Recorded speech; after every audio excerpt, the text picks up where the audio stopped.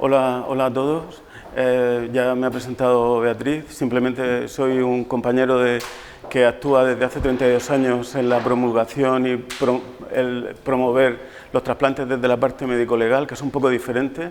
Y lo que voy a hacer esta tarde es intentar darle algo de sensibilidad a la ley, cosa que es algo difícil, ¿no? Es bastante difícil. Quiero desmitificar la ley desde el punto de vista de que lo que tenemos que intentar todos nosotros, la gente, los profesionales, los familiares que trabajamos en el tema de los trasplantes de una u otra forma, es promover las donaciones y que el número de negativas judiciales sea el mínimo. Eso por un lado. Por otro lado, también quería comentaros que, lógicamente, el tanto por ciento de actuaciones judiciales en el total de donación en nuestro país es diferente al de otros países, y también quería comentaros que es un tanto por ciento mínimo cuantitativamente, pero muy importante desde el punto de vista cualitativo, porque el año pasado, por ejemplo, hubo 500 actuaciones judiciales dentro de lo que son donaciones, extracciones de órganos. Perfecto. Vale. Dentro de lo que son donaciones de órganos, y solo hubo, entre comillas, 7 negativas judiciales. Algunas de ellas fundamentadas, otras personalmente creo que no. Pero esas 7 negativas judiciales han supuesto más de 20 órganos que se han perdido para 20 personas que pueden mejorar su calidad de vida y que, por supuesto, pueden tener una vida mucho mejor y su expectativa de vida en general. Desde luego, un pequeño inciso, en general me gusta mucho más el contacto directo con todos vosotros, pero bueno, lo del streaming prima hoy y perdonad los que estáis en otros sitios si no doy bien la talla, porque no tengo las medidas antropométricas necesarias para eso. Pero bueno, acostumbrado a estar allí en el Instituto de Medicina Legal y en la facultad, pues esto me sobrepasa un poquito el tema del streaming, el hablar con vosotros, encantadísimo, y podemos interaccionar todo lo que queráis, por supuesto. Voy a decir cosas muy genéricas y fundamentalmente yo quería que diferenciarais dos cosas. Por un lado, lo que es la parte más estricta de la ley, que son aquellos requisitos fundamentales que se requieren para hacer una extracción de órganos y que se refieren fundamentalmente al diagnóstico de muerte cerebral y al diagnóstico de muerte en caso de parada cardiorrespiratoria o parada cardíaca, donación en asistolia, parada respiratoria, cese de funciones cardíacas, etcétera, etcétera. Entonces, desde luego, lo que es muy importante en cualquier caso, que esos requisitos siempre se cumplan. Ahí sí que tenemos que ser muy estrictos. Pero realmente la otra parte que yo os quería transmitir, y en ese sentido también os quiero decir que los jueces de instrucción en Murcia son muy dados a promover el tema de los trasplantes y las negativas. Yo llevo 32 años de médico forense y de especialista en medicina legal, y realmente solo he tenido un caso de una negativa, y fue por una mala sintonía, por una mala comunicación entre todos los estamentos. Sabéis que los equipos multidisciplinares es lo que prima ahora. Estoy en un equipo de la unidad de cardiopatías hereditarias, y ahí cada uno aprende del otro, de los familiares, hacemos encuentros muy frecuentes, y a partir de ahí es como nos enriquecemos todos y como vamos avanzando. Tenemos la suerte de que la Organización Nacional de Trasplantes ha hecho mucho trabajo al respecto. Realmente es un ejemplo mundial, es el líder en donaciones, la Organización Nacional de Trasplantes, y a partir de ahí ha sabido interpretar esa ley, ha sabido comunicarlo fundamentalmente al nexo de unión que hay entre lo que es la medicina asistencial. En este caso, cuando me refiero a medicina, no me refiero solo a los médicos, me refiero a todo el personal sanitario, a psicólogos, a enfermeras, a celadores, a todo el personal, por supuesto. Ha sabido conocer y fomentar el nexo de unión entre lo que sería la medicina asistencial y el aparato judicial. Ese nexo de unión en las muertes violentas somos nosotros. Y a partir de ahí, con esa buena comunicación entre coordinación de trasplantes, coordinación o el médico coordinador de trasplantes, en ese caso, que hablamos muy frecuentemente, nos llama en cada caso, pues ahí sí que intentamos que funcione lo mejor posible. De todas formas, sí que os quería comentar que, aunque el porcentaje de negativas judiciales es muy bajo, tenemos que llegar a la negativa cero, al 0% de negativas judiciales. Y la única forma de llegar a eso es, como os he dicho anteriormente, desmitificar la imperiosa necesidad de que los requerimientos de tipo judicial primen sobre el hecho de salvar una vida. ¿Por qué digo esto? Fundamentalmente me voy a referir a lo que compete a nosotros, que son muertes violentas, muertes sospechosas de criminalidad, homicidios, suicidios, asesinatos, muertes que aparecen en circunstancias que no son conocidas y que lógicamente son susceptibles de una autopsia médico-legal. Y la ley, claramente, el Código Penal y la Ley de Enjuiciamiento Criminal, dice que hay que hacer un reconocimiento judicial y hay que informar al juez de todas aquellas circunstancias que puedan esclarecer la causa de la muerte, los mecanismos en que se ha producido, la data de la muerte, o sea, la hora, etcétera, etcétera. Entonces, a partir de ahí, vamos a ver cómo se incardina la necesidad de extraer un órgano para trasplante con la necesidad de hacer una buena investigación judicial. Bueno, realmente la función del patólogo forense o la función nuestra en general en relación con la investigación legislativa o con el marco legislativo aúna dos partes, ¿no? Entonces tenemos que intentar conjugar lo que es la parte pericial. Voy a hacer un informe diciendo que este señor ha tenido un disparo en la cabeza y que le ha provocado la muerte, pero también voy a tomar las muestras necesarias, voy a hacer un examen toxicológico, voy a ver si ha habido algún tipo de agresión sexual en el transcurso de esa agresión, y a partir de ahí, con cualquier tipo de caso que nos encontremos, vamos a poder, desde el punto de vista, informar favorablemente al juez, que el juez, como sabéis, es el único que autoriza la extracción o no. Nosotros, y aparte nuestro informe no le es vinculante, aunque la verdad es que en Murcia, en el 100% de los casos, no sé si se fía o no se fía, pero se cree lo que ponemos en el informe y realmente a partir de ahí ya se establece la autorización que la da el juez. Entonces, si nosotros conjugamos esa actividad pericial con la actividad sociosanitaria, con la repercusión social que tiene el hecho del trasplante, pues ahí vamos a reducir las negativas al máximo. Bueno, realmente la legislación Princeps pues fue la ley 3079 en el año 79, pero yo creo que hizo los cimientos de lo que tenía que ser, pero lógicamente, como todo, pues se quedó desfasada, y a partir de ahí, lógicamente, han ido mejorándose todas aquellas relaciones, todos aquellos parámetros, todas aquellas circunstancias que pueden darse, que son muchísimas, como podéis comprender, en el tema de los trasplantes, con reales decretos, con nuevas leyes, teniendo en cuenta la Ley de Protección de Datos, la Ley de Autonomía del Paciente, la Ley General de Sanidad, algunas recomendaciones del Consejo de Europa, de la Unión Europea, etcétera, etcétera. Pero realmente la estrella, por así decirlo, de la legislación, si es que se puede llamar de alguna forma, fundamentalmente porque es muy completa, tanto cuantitativa como cualitativamente, abarca muchos supuestos y abarca en la ley prácticamente, aunque es mejorable como todo, se contempla lo que tiene que hacer cada uno, cómo tiene que coordinarse uno con otro y qué requisitos son los que se deben de tener a la hora de hacer la extracción de órganos. Y, lógicamente, la necesidad, por imperativo legal en este caso, de en los casos en que haya una muerte violenta o una muerte sospechosa de criminalidad, que se llama, o una muerte no certificada, o una muerte en la que no se saben las circunstancias, pues ya se inicia lo que es la investigación judicial. Como os he comentado anteriormente, por supuesto que no os voy a dar yo aquí la tarde diciéndonos un listado sumamente rollero de textos legales, simplemente que sepáis, pues bueno, que prácticamente la legislación principal es la que os he comentado anteriormente y el Real Decreto 72 de 2012, muy completo, y luego pues todo lo que os he dicho, legislación general, legislación básica, legislación exclusivamente nacional, algunas incorporaciones de derecho comparado internacional, como francés, estadounidense, anglosajón, etcétera, etcétera. Bueno.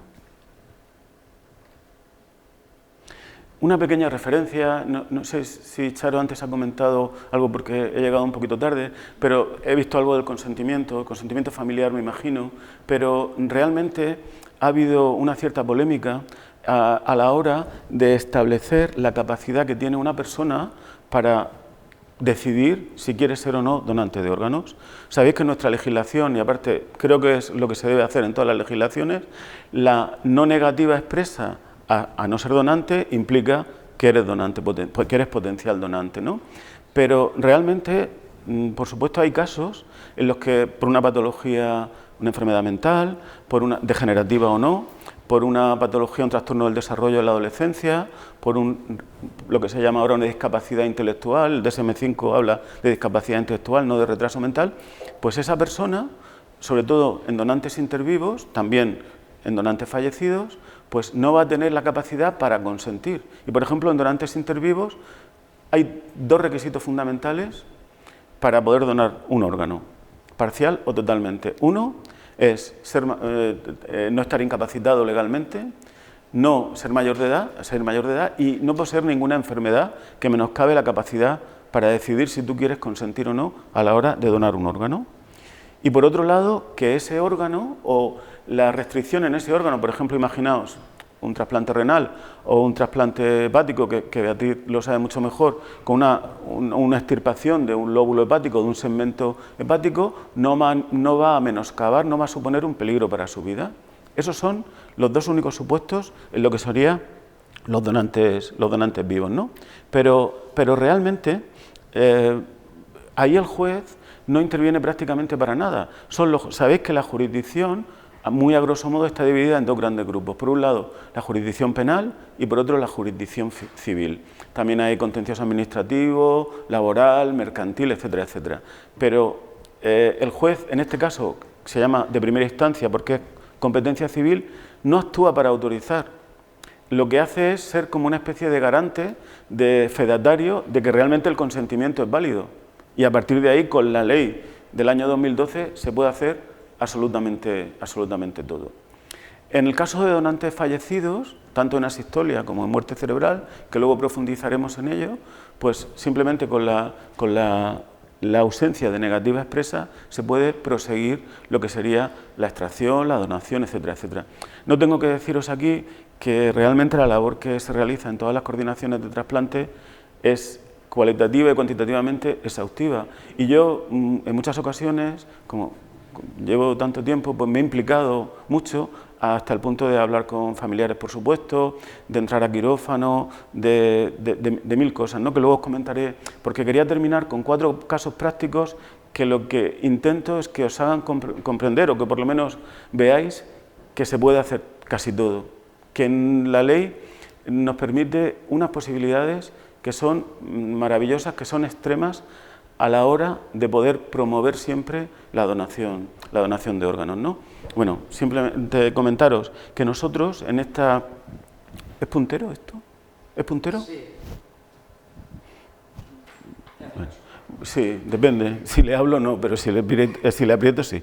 Realmente esa imagen que veis ahí solo para comentaros que nosotros hacemos prácticamente un 50-50, 50% de muertes violentas y 50% de muertes naturales en cuanto a autopsias realizadas. ¿Por qué? Porque esas muertes naturales o no sean certificadas o son producidas en circunstancias normales, aunque no tienen ningún agente externo. ¿Qué es lo que ocurre?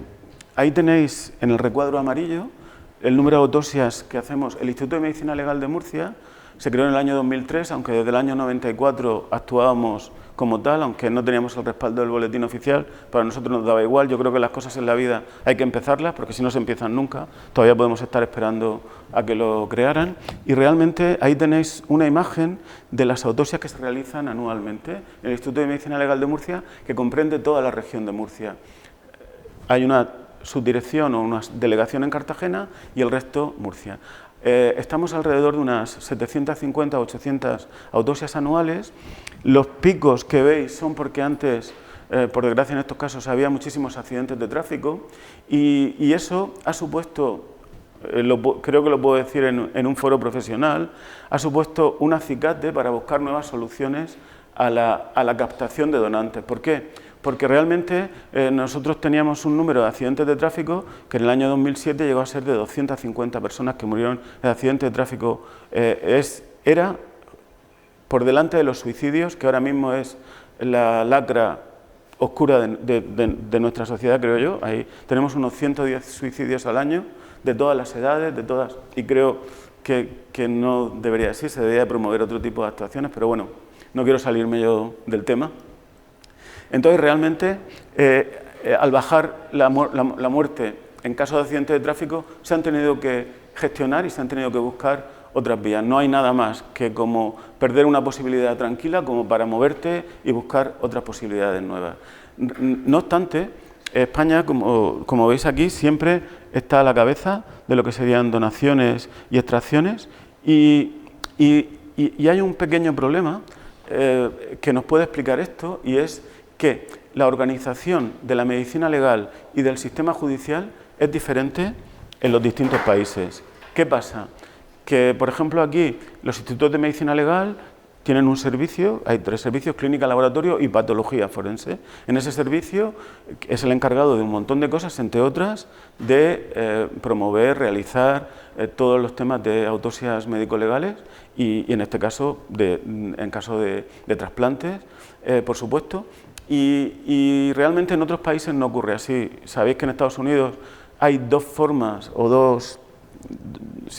de enfocar en este sentido la actuación médico-legal. Una serían los medical examiners, que sí son médicos, tienen conocimientos y especialidades de tipo médica, pero otras son los coroner, también una figura del sistema anglosajón, que tienen conocimientos jurídicos, de derecho, conocimientos sanitarios, pero no llegan a un nivel suficiente como para poder establecer, y también conocimientos criminológicos.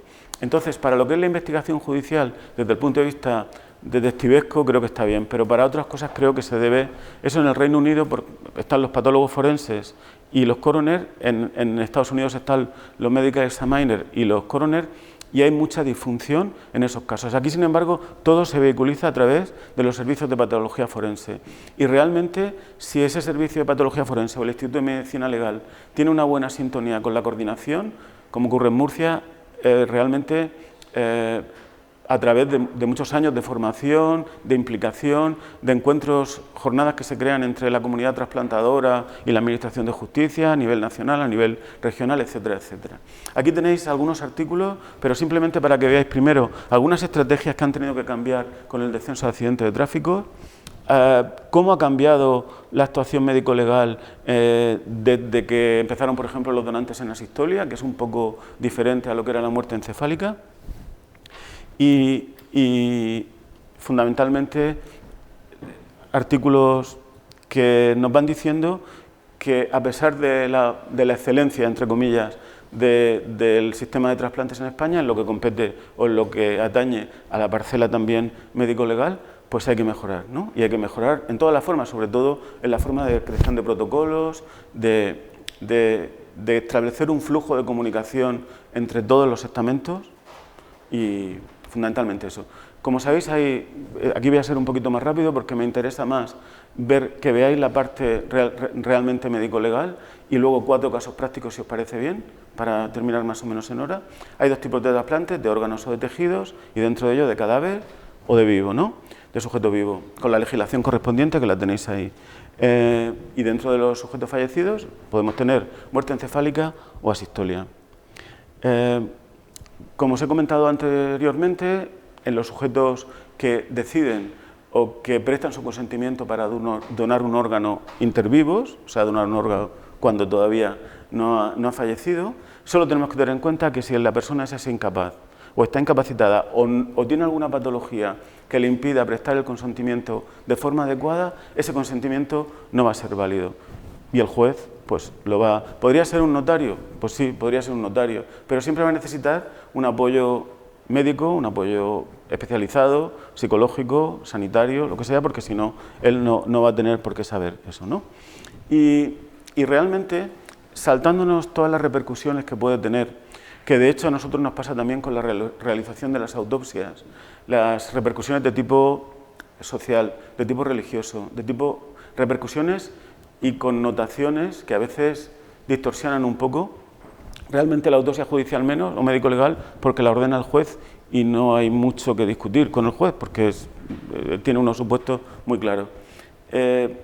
Saltándonos todos eso, que no lo debemos olvidar, nos vamos a encontrar con 2 situaciones, ¿no? Que la ley ampara totalmente y no debemos de tener miedo a tomar decisiones, porque en todo caso siempre el juez va a ser el final el que va a tener que tomar la decisión. No obstante, nosotros le tenemos que dar a él, como en todas las investigaciones judiciales, todos aquellos medios científicos que posee la medicina legal, para que él pueda comprender y tomar una decisión ajustada a derecho. Simplemente eso. Aquí tenéis una pequeña diferenciación, pero voy a pasarlo un poquito rápido por problemas de tiempo, entre lo que serían diferencia entre donaciones a corazón parado y donaciones en muerte cerebral, ¿no?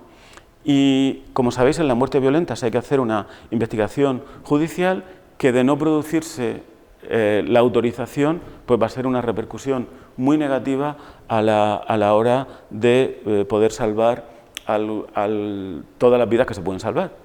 Pero yo me pregunto en voz alta para que vosotros reflexionéis también, reflexionemos todo un poco.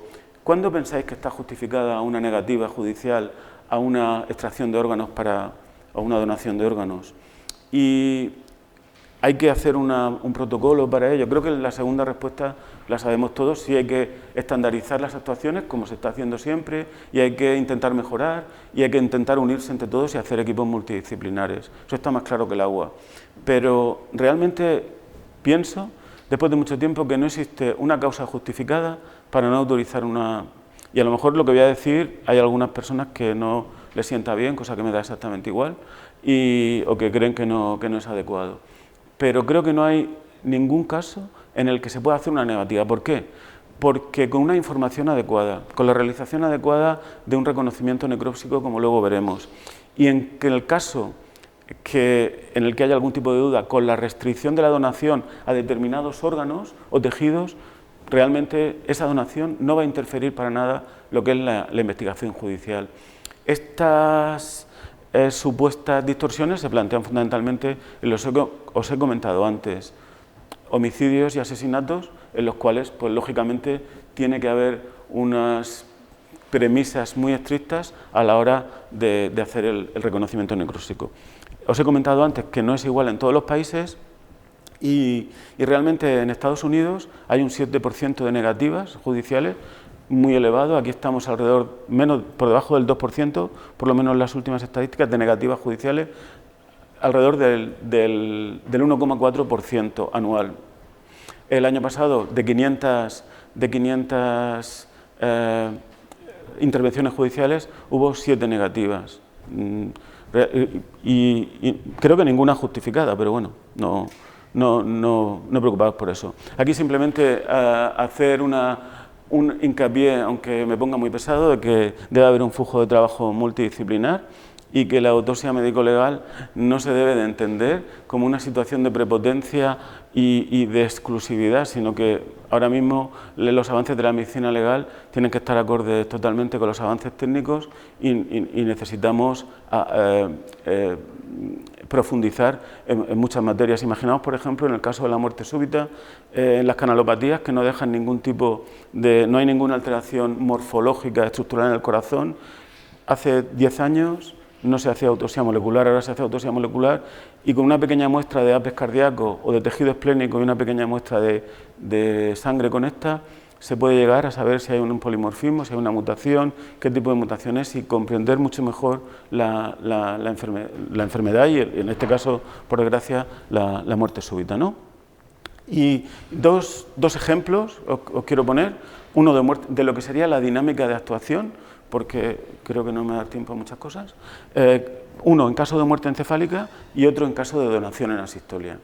¿Qué pasa en caso de muerte encefálica? El coordinador de trasplantes de cada hospital, pues en la región de Murcia los que hay con capacidad trasplantadora o de extracción de órganos, pues avisan. Hay algunos artículos y hay algunos hospitales que dicen que tiene que ser por vía fax, otros que puede ser telefónicamente. A nosotros nos avisan telefónicamente. Otra cosa es que al juzgado envían el fax para que haya una constancia documental, o fax, o vía LexNet, o sea, vía correo electrónico, o lo que sea. Pero realmente nosotros es llamada telefónica.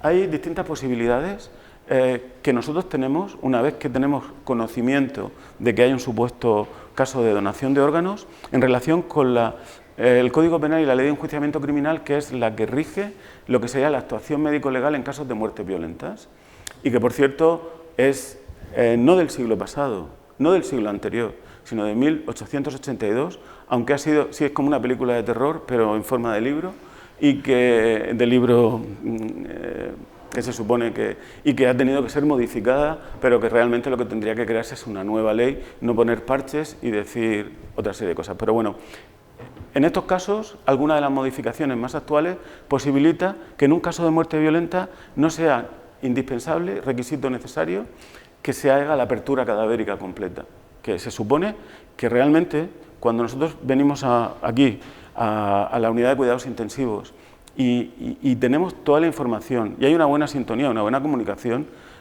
vamos a saber los antecedentes del paciente, todas las pruebas de diagnóstico de imagen que le han hecho, la información toxicológica, aunque haya estado ingresado 2 o 3 días, o si ha estado ingresado mucho más tiempo, también. Absolutamente todo, la evolución, podemos hablar con los familiares, pero es que además, luego, una vez que se ha hecho la extracción, hay 2 posibilidades, o bien que directamente se lo puede llevar la familia para que lo puedan inhumar o incinerar o lo que sea, pero existe una posibilidad, en el caso de que tengamos alguna duda o que tengamos que informar de algunas cuestiones que necesitamos verlas in situ, in directo, que es que una vez realizada la extracción, unas horas después, a la mañana siguiente, se puede terminar la autopsia médico-legal y luego veremos un caso o 2 que nos va a explicar muy claramente eso. Con lo cual, yo creo que no existe una fuerza moral ni fundamentada en ley que permita la denegación, salvo en algún caso muy excepcional.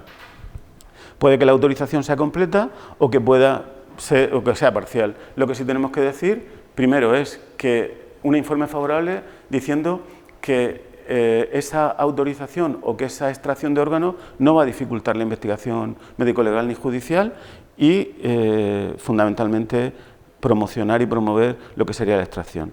En el caso de la sistolia es parecido. Aquí se nos ha planteado en ocasiones, porque yo recuerdo que hace más de 15 años, cuando empezaron, creo que fue en Juan Canalejo, en La Coruña, con los temas de sistolia, tuvimos una reunión, pero luego parece, por lo menos, que aquí se quedó un poco en stand-by, como casi en toda España, y ahora hace unos años otra vez ha vuelto, ¿no?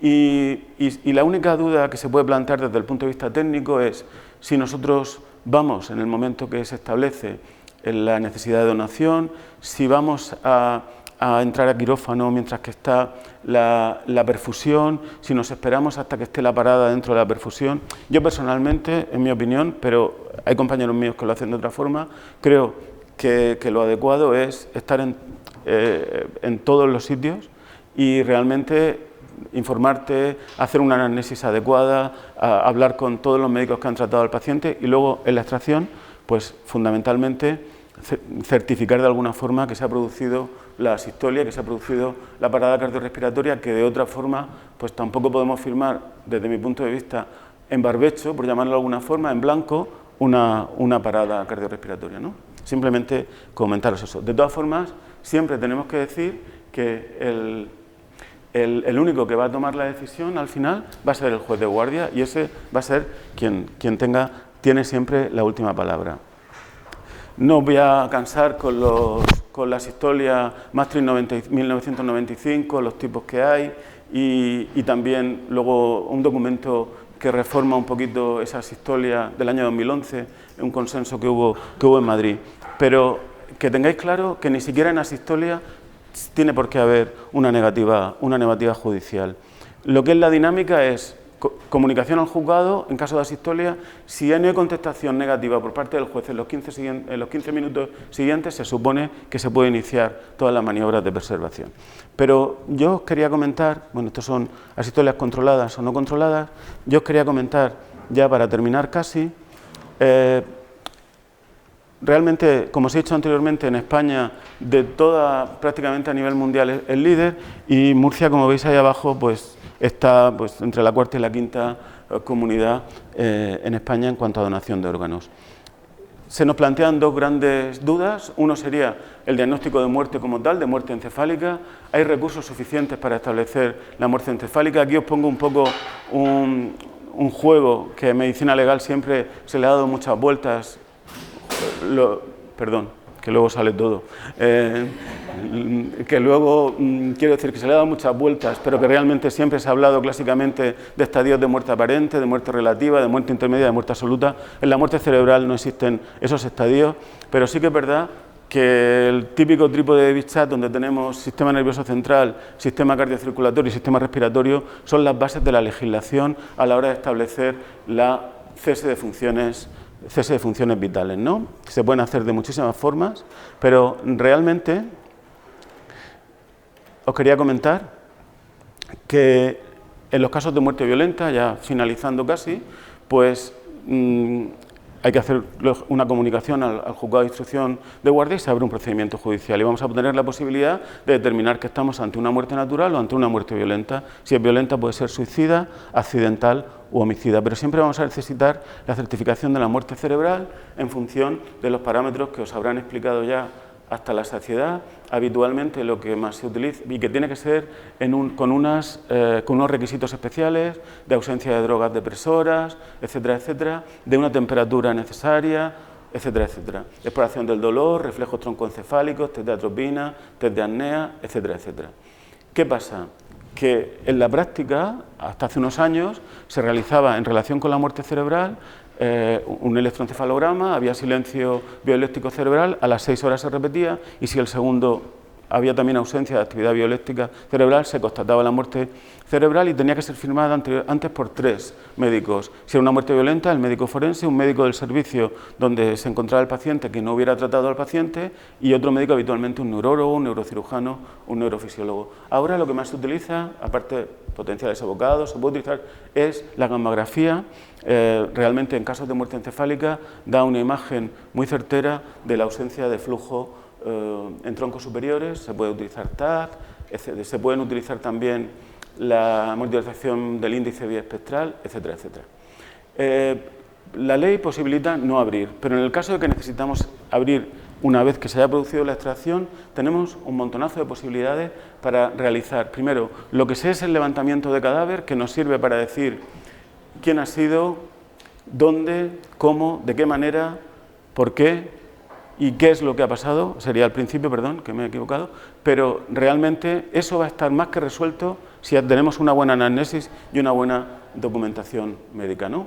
Las posibilidades de realizar exámenes complementarios en la extracción de órganos es máxima. Hemos realizado tomas hasta por supuestas agresiones sexuales, han salido negativas, positivas, pero eso no ha interferido para nada en la investigación. Se pueden realizar tomas genéticas. Tomas microbiológicas no tanto, pero ya se han realizado en el hospital, con lo cual, en el caso, incluso en casos de denuncias por malpraxis, que sabéis en algunas ocasiones que la gente ha sido muy reacia, sobre todo los jueces en principio, a autorizar una donación en caso de una supuesta denuncia por malpraxis. Luego os quiero poner en un momentito un caso en el cual no pasó absolutamente nada y se pudo dar rienda suelta a la donación de órganos. Y luego también comentaros que dentro del estudio toxicológico, que a veces tenemos algunas muertes violentas por intoxicación accidental, homicida o suicida, tenemos mucha posibilidad de utilizar distintos tipos de matrices. No solo las convencionales, como son sangre, orina y humor vítreo, sino también pelo.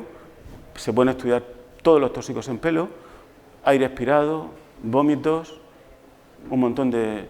Y ahí tenéis abajo la ventana de detección, que en algunos casos puede ir hasta años. Bueno. Ya para terminar, os quería comentar 4 casos reales, todos menos uno que no está juzgado todavía, pero bueno, lo pongo para que lo comprendáis, en los cuales se puede plantear esa disyunción o esa dicotomía entre la necesidad de hacer una adecuada investigación judicial y, por otro lado, de autorizar y promover la extracción de trasplantes, ¿no? El primer caso que os comento es una señora que vivía en La Arboleja, aquí en la Huerta de Murcia, que unos asaltantes entraron en su domicilio, le dieron con un palo en la cabeza, con un objeto contuso, una barra de hierro en este caso. Puede que hubiera agresión sexual, al marido lo maniataron, lo tuvieron secuestrado, etcétera, etcétera, ¿no? ¿Qué pasa? Que cuando el juez ya ha abierto un procedimiento por la agresión, porque ya había abierto un procedimiento, y ve todo eso, va a pensar: si no se es informado adecuadamente, se le van a extraer los órganos, si no voy a tener elementos de juicio suficientes para decir qué tipo de herida se ha producido, cómo ha sido, si son lesiones vitales o mortales, si ha habido agresión sexual o no. Aquí tenéis un poco la dinámica y en este caso, como en los otros que os he puesto menos en uno, que os voy a poner menos en uno, se completa la autopsia después de la extracción de órganos, como os he dicho, con lo cual no existe justificación para para una negativa judicial. Es lo que os quiero transmitir. La ley es muy estricta en cuanto a requisitos, pero debe ser una ley de interpretación funcional en cuanto a posibilidades. Realmente, la toma de muestras para descartar una supuesta agresión sexual se realizó en la propia UCI, con unas torundas como hacemos habitualmente en los servicios de urgencia ginecológica, y bueno, todos los parámetros bioquímicos o biológicos, antígeno prostático P30, fosfatasa ácida, semelogenina, esperma, es perdurable a lo largo del tiempo, con lo cual se pueden encontrar cosas si ha habido realmente algo, aparte de lesiones objetivas desde el punto de vista físico, que puede que no haya ninguna. Esto es la señora en la UCI, la gamografía abajo, se informó favorablemente la autorización, el juez la autorizó, se hizo el informe que se llama preliminar, y en la autopsia pues podéis ver que ya posteriormente se estableció la existencia de... había sido intervenida para colocarle un sensor de presión intracraneal, la existencia de una hemorragia masiva, y se pudo establecer perfectamente la causa de la muerte, con lo cual se pudo descartar que hubiera habido agresión sexual, y no justifica en absoluto que hubiera habido una negativa. Si no hay una buena sintonía entre la coordinación de trasplante, entre el patólogo forense, entre el juez, entre todas las personas que intervienen, probablemente se hubiera perdido este donante por miedo, por desconocimiento o por cualquier otro tipo de causa. Las cuestiones que nos planteamos son si se van a perder indicios biológicos, ya veis que no, si las circunstancias las vamos a poder determinar prácticamente, porque también hay un pequeño inciso, la policía debe de investigar cómo se ha producido el acontecimiento, si hay signos de lucha y defensa van a estar, y los tóxicos se van a poder ver, ¿no? El único signo de lucha que tenía en este caso es esa escoriación que veis ahí en uno de los dedos, que es un poco en una zona que es típica de los signos de lucha, pero que realmente es una pequeña erosión que no es excesivamente significativa. El segundo caso, y 2 minutos y ya termino, no os canso más. El segundo caso es un chico que roba un coche con 3 amigos y se salta un semáforo y mata a un señor o a un chico que iba tranquilamente a trabajar esa mañana, porque eran las 6 de la mañana. Aquí se plantea la negativa posible desde el punto de vista judicial a la donación de órganos, puesto que se trata de una persona que ha cometido un delito, en este caso de homicidio por imprudencia, y realmente hay que saber, pues parecido al otro. En este caso incluso ni se hizo apertura cadavérica luego, porque el historial era súper exhaustivo. Realmente lo más importante aquí sería la investigación toxicológica, por si estaba bajo los efectos de algún tipo de droga de abuso, cannabis, metanfetamina, cualquier tipo de droga emergente, y bueno, salieron una serie de cosas, pero tampoco se denegó por el hecho de que hubiera sido un homicida, para entendernos, ¿no? Tercer caso, un caso dramático que estuvimos hablando todos con los padres, no sé si alguno, o a lo mejor Pedro Antonio, o que es algo de otorrino. Bueno, una niña de 3 años que es intervenida en un hospital de la región de una extirpación de amígdalas, ¿no? Tiene una serie de complicaciones y la intervienen hasta 6 veces, creo, y al final muere por un shock hemorrágico hipovolémico. Aquí en este caso fue una donación de muerte encefálica, pero realmente, en este caso estaba yo de guardia, fui a quirófano y lo que es la autopsia se realizó después de la extracción en el propio quirófano, porque aparte la autopsia realmente ya solo era una autopsia cervical. Ahí abajo veis la carótida derecha, creo que está aquí, a la izquierda suturada. Hay la existencia de una hemorragia y un pequeño trombito en la luz, y a la derecha la otra carótida que está indemne, la yugular en este caso, porque la izquierda estaba indemne. Y esta es la niña que fuimos a la UCI, hicimos todo el estudio, el historial, y luego en el propio quirófano de la extracción pues se hizo la disección cervical, que me ayudaron aparte de las personas que estaban allí, los profesionales sanitarios que estaban allí. Simplemente os pongo estos ejemplos para que veáis que no hay por qué, si se hace todo bien, si se protocoliza, no hay por qué tener una negativa judicial. El último que os voy a poner es muy parecido a los otros 2 anteriores, y es un señor que estaba arreglando el tejado después de las inundaciones en los Alcázares, cayó Y aquí se planteaba un problema fundamentalmente desde el punto de vista quizá de la medicina laboral, por si tenía algún tipo de seguro, si pensaban que le podía haber dado un infarto, y desde el punto de vista jurídico sí que tiene, y judicial, sí que tiene mucha repercusión. Esto fue un donante en asistolia, fuimos a quirófano, costó mucho canularlo, pero ahí pudimos certificar después de 3 horas, porque hubo un problema con la canulación, lo que era la muerte cerebral. Creo que la implicación de todos nosotros, fundamentalmente, vamos, en este caso, en el aspecto médico-legal de jueces y patólogos forenses, es fundamental a la hora de promover esa extracción. Y en este caso pues se hizo posteriormente la autopsia, como veis aquí las múltiples fracturas craneales, se hizo un estudio con un TAC post-mortem para hacer virtualización, y ahí veis las fracturas y se tomaron incluso muestras para genética y no ha repercutido nada la extracción de órganos y si ha repercutido algo se ha podido minimizar al máximo. Pues eso es lo que os quería comentar. A ver, claro, la ley no es lo mismo que otras cosas, la ley es más dura quizás, pero intento haber sensibilizado un poco y sobre todo quitaros el miedo desde el punto de vista de que una cosa son los requisitos que hay que ser súper estrictos, pero otra cosa es la interpretación. La interpretación, la ley nos permite que nosotros podamos, haciendo todo lo que tenemos que hacer, con mucha información, con mucha documentación, con equipos multidisciplinares, con la realización y asunción de protocolos, de que podamos seguir promoviendo la donación de órganos y que tengamos la posibilidad de minimizar al máximo todas las negativas judiciales. Pues muchísimas gracias. Ya termino con un cuadro de los prerrafaelitas de pintura inglesa de Gabriel Rossetti, que es Joven durmiendo, que no saben si está muerta o no en aquella época, pero ahora sí lo sabríamos. Y muchísimas gracias, de verdad. Ha dejado muy claro todos los conceptos más importantes. Si cualquier cosa, estoy aquí para que me ayudéis y para ayudaros, no estoy para otra cosa. ¿Queréis hacer alguna pregunta? Todas las que quieras. Sí, al principio habla de la incapacidad. No, sí, pero te voy a pedir un favor, que no me hables de usted. Es que ya todo el mundo me habla de usted, esto sale también por la cámara, ¿no? Y aunque tengo una edad, supone un trauma para mí que todo el mundo me hable de usted, entonces prefiero que me hables de tú. Si para ti supone un trauma hablarme de tú, háblame como quieras. Sí. La persona incapacitada legalmente. Sí. Si, por ejemplo, mi hermana está incapacitada legalmente. ¿Y el tutor legal es tu madre o tu padre o tú? Pues él puede decidir. Sí, lo que pasa es que si es donante intervivo, los sujetos incapacitados en principio no deben de donar. Si es donante fallecido, sí, porque el tutor decide. Pero intervivo, la ley dice que los incapacitados no. Si hay una sentencia de incapacitación, porque la incapacitación no es porque tenga la enfermedad, sino porque el juez ha dicho que con esa enfermedad no eres capaz, sí.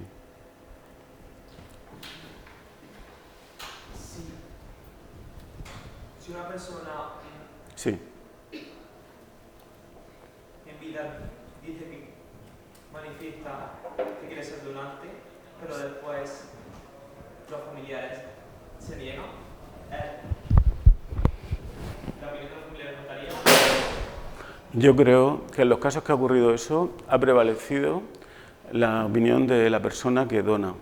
Fundamentalmente lo que hay que hacer ahí es explicar muy bien a los familiares qué es lo que se va a hacer, que ha sido la decisión de él, que la ha tomado en un momento en el que estaba lúcido, que no estaba absolutamente influenciado por nadie, y salvo algún tipo especial de etnia o, llamémosle, de circunstancia, en realidad, legalmente, si él ha dicho que no quiere y no estaba incapacitado, el familiar no tiene disposición sobre el cuerpo solo para inhumarlo, es lo mismo que si el fallecido quiere donar su cuerpo a la ciencia, el familiar dice que no.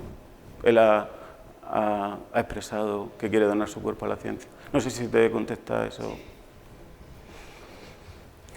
Dime.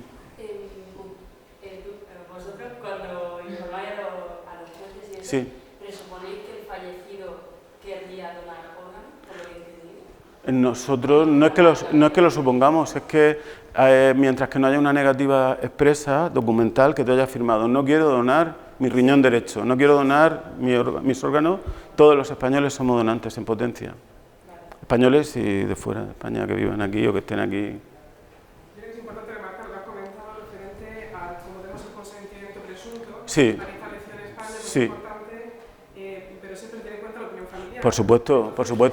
Es que es muy importante, claro, hablar y, como ha dicho también antes Charo, pues esforzarse por hacer todo lo más, que todo el mundo participe, que todo el mundo tenga su papel en esa donación. Bueno, aquí en el chat están preguntando alguna cosa. Sí, dime lo que... En relación, Sandra comenta... Uy,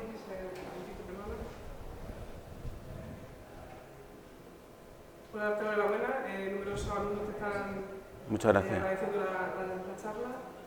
Y comenta Sandra que con respecto a las negativas judiciales que has comentado, Sí. si se podría recurrir de alguna forma. La negativa solo se puede recurrir en el momento de la donación, porque una vez que ya está enterrado, inhumado, no sirven los órganos, y si está incinerado no se encuentran los órganos.